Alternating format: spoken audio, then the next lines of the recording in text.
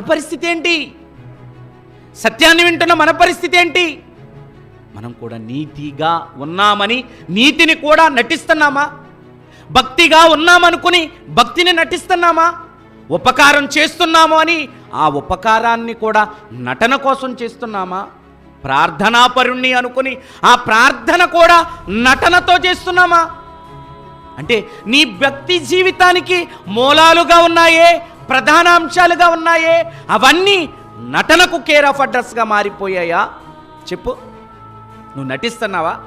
నువ్వు దేవుడి కోసం ఏం చేస్తావో అది నీ ఇష్టం. నువ్వు ప్రార్థన చేస్తావో, నీతిగానే ఉంటావో, భక్తిగానే ఉంటావో, అది ఎవడికో కనబడాలని నువ్వు చేస్తే అదంతా దేవుని దృష్టిలో కనబడదు, వేస్ట్, పనికిరానిది. అదంతా దేవునికి కనబడాలి. పౌలు గారు అంటాడు కదా, నేను మనుషులను సంతోషపెట్టువాడనా, ఎప్పటికీ క్రీస్తుకు నేను దాసుణ్ణి. నేను ఎంతసేపు మనుషులను సంపాదించుకోవాలని మాత్రమే చూస్తాను.